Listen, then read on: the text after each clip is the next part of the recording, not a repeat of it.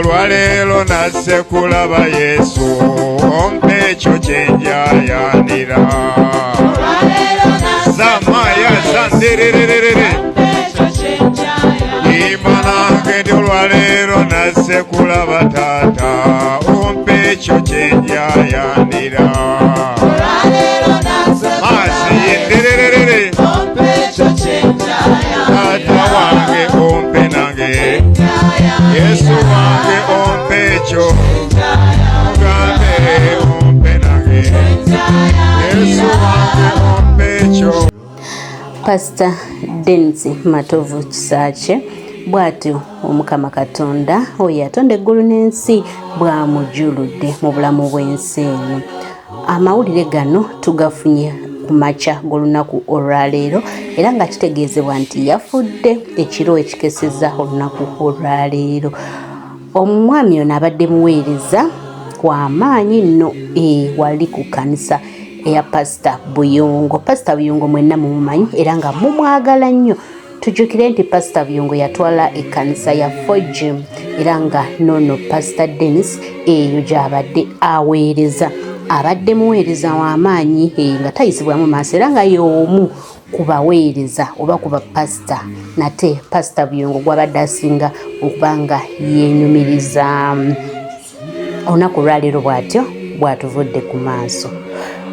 Bingi byogeddwa ku mwami ono era nga bu video mubaleetedde wano ne sermons ezimu z'abadde akola oba z'abadde aweereza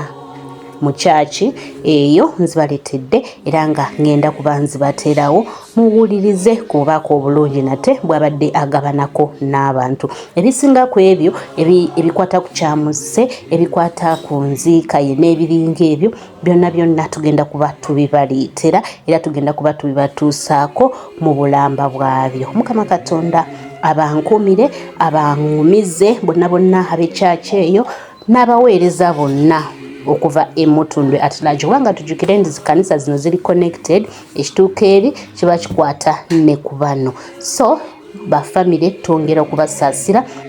nti kitalo nnyo kitalo ddala.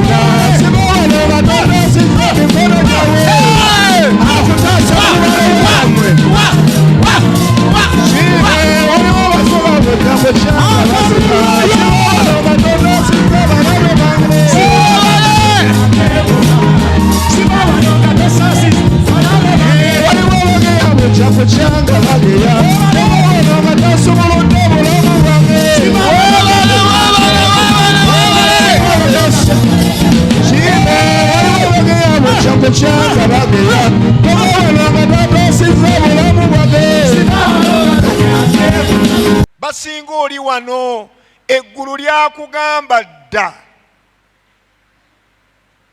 ekiri ku bulamu bwo. Weetaagayo omuntu ayimirira naawe Mukama n'amukulaga naye olimu ebyekwaso oyo taliiko mafuta. Kankubuulire olunaku lumu naliko ekintu nga Pastor Buyongo akisabidde nga kinnemeddeko naye nga neekwasa era nga ggwe nga neekwasa ne ŋŋamba kirabika bwe kiba kiganye Pastor Buyongo nina kusinkagana Pastor Tom. Nali neebasa ekiro nendoota ekirooto nga nkoze enteekateeka yonna yagenda wa Pastor Tom kali nga ndaba abaweereza b'empeereza nabo level tuli kwemu atusumba y'omu ekkanisa y'emu ate ndaba ali waggulu bwe kiba kiremeddewo neetaaga Pastor Tom neneekwasa naye munaye ne bukya ku makya ekiro nendoota ekirooto nga pasita buyunga nsinkaganye nkutte ensawo yange ntambula naŋŋamba olagawa ne mugamba ngenda wa Musumba Tomu naŋŋamba ogenda kukola ki Dennis service teriyo ku kyaki ne mugamba Mukama yaŋŋambye ne neekwasa Mukama mu kirooto kale Musumba naŋŋamba mu kirooto Dennis genda osinkagane mukwano gwo David museyalinge ku lunyiriri luno nankwasa olunyiriri bw'ati bwe nava mu kirooto ne ntandika okwegayira obulamu bwange nga Mukama nsaasira ne nteerawo akabonero era ne neekwasa Mukama nteerewo akabonero ne mugamba njagala bwe nkuba essimu ya David njagala ŋŋambe nti olwaleero alina okujja ku kyaki David bwe namukubira essimu ku makya yaŋŋamba ndi mu kutambula ŋŋenda ku kyaki ne nzijjako essimu ne nzijja wano ne tutuula ne David ne tushayalinga ekigambo David n'ansabira nagenda okutuuka ekiro okwebaka pasita Buyongo najja nga andeetedde enkofiira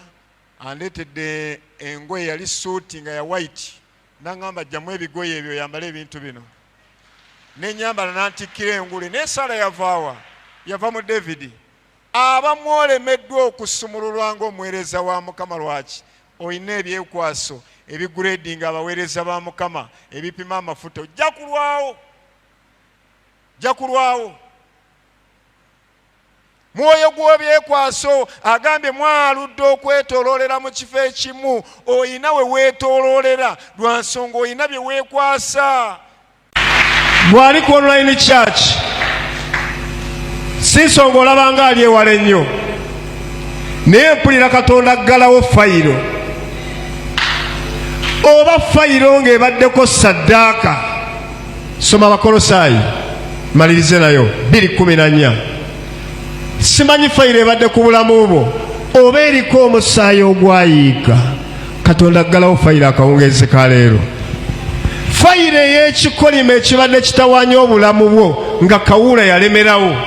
Katonda leka agiggalewo akawungeezi ka leero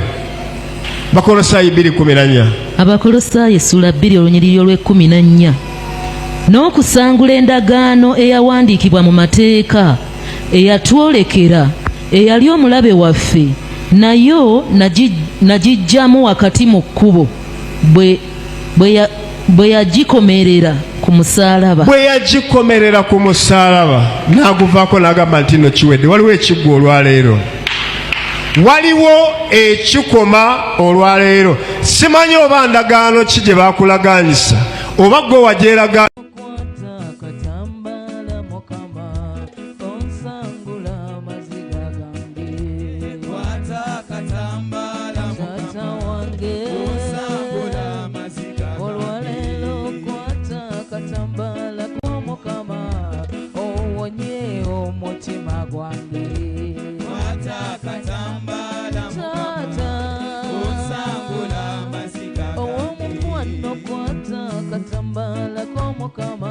osangule obulumi bwonna kwata katambala Mukama osangula amaziga leero kwata katambala